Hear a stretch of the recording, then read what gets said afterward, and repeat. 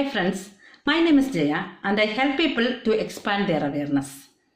Welcome to my new video blog, Essence of Life. Today we are going to see about the Alzheimer's disease. What is Alzheimer's and how that happens? Is there any cure for that? Or can we prevent it? Yes, we can. So let's dive into the topic. Actually, I have seen this Alzheimer's, the worsening of this one, in my own eyes. One of my neighbor, who was a retired teacher, he actually went for a holiday for 2 weeks out of the country. And he came back and next day morning he came to see me.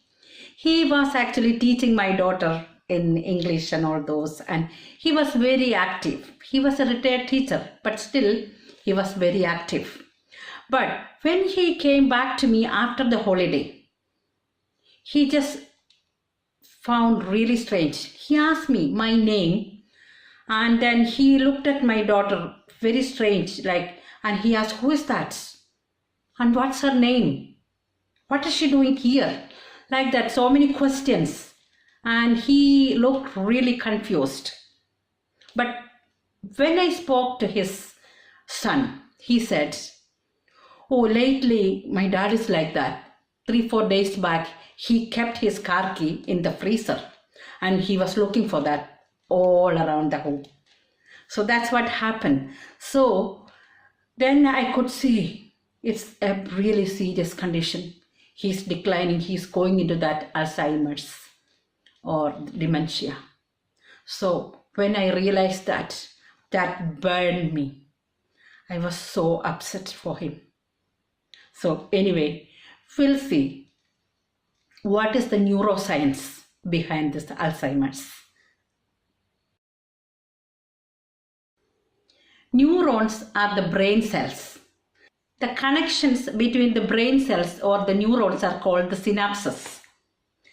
Synapses produces neurotransmitters, or the actual communication happens in the synapses. There are 100 trillion synapses in the brain.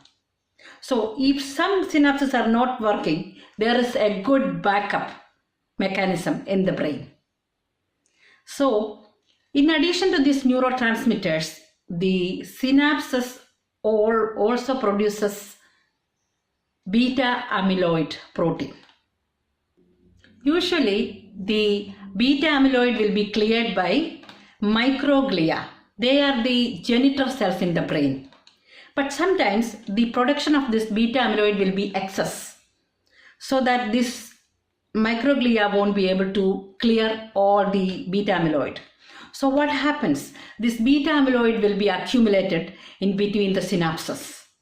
And it will take 15 to 20 years to develop the amyloid plaques. When that amyloid plaques are present in between the synapses, you will keep your key in the freezer. That's what it happens. So it is a very gradual process. It will take a long time to come into that situation. Now we'll see what are the reasons for developing Alzheimer's. There is a gene called ApoE epsilon. This gene is the responsible gene for this Alzheimer's. If you have received this gene from one parent, the chances of Alzheimer's is triple. But if it's from both the parents, the chances will be 15 to 20 times. If you make a list in your life, the Alzheimer's will be the last thing in your list to happen. And is there any cure for that? I haven't seen anyone fully cured from Alzheimer's, but there is a good prevention for that. So we'll see the reasons first and then we'll get into the prevention. So the first thing is the gene. So with that gene, can you do anything? Can you change your parents? No, you can't. That is not an answer. So leave it beside that one. And the second thing is iron and copper. The heavy metals like iron and copper, if you are using a iron pan for cooking, This iron can get into your blood and it can go into your brain, and it can act as a spark. The same way the copper. When you are drinking water from the copper pipes, this copper can go in and sit inside the in between the brain cells. That also can cause this reason, Alzheimer's. The iron and copper oxidizes inside the body, and that produces free radicals. These free radicals are the molecules which is swimming in the blood, and these free radicals can get into the brain cells, and then they can act like a spark. But the extinguisher for this free radicals is vitamin E. We'll come into that later on. So these are the main things. And the fat, different type of fat, the trans fat, saturated fat. It's like a trans fat in the donuts and pastries, and the saturated fat in the dairy products and all those. So better to avoid the fat in the diet.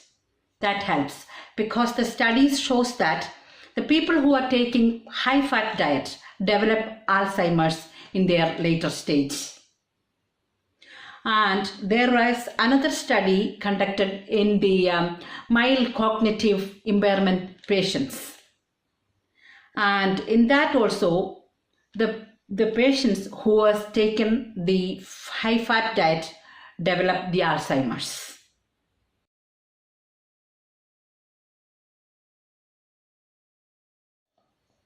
The prevention of Alzheimer's. The first thing is the diet. Diet is a major thing in here. Better to take vitamin E containing food.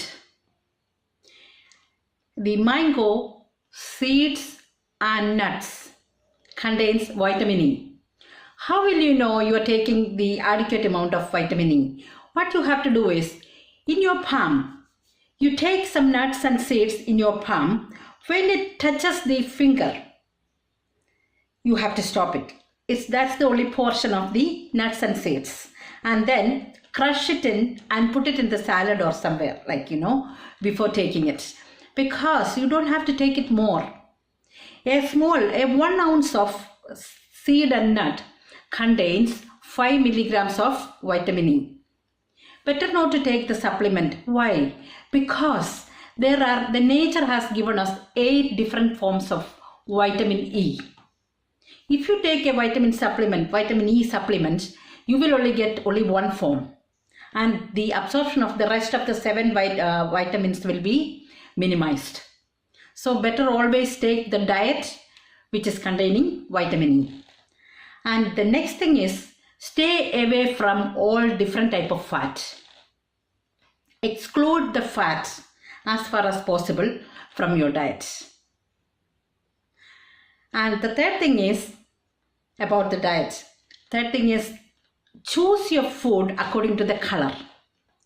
If you take blueberries or grapes, which contains anthocyanins, which is really good for the memory.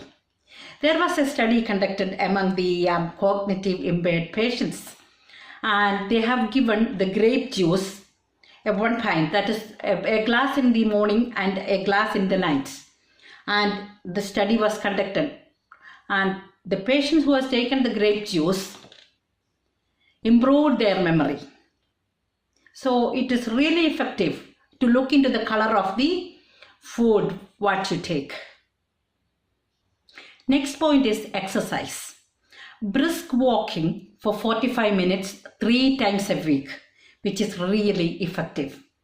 There was a study conducted among the people who are doing the exercise.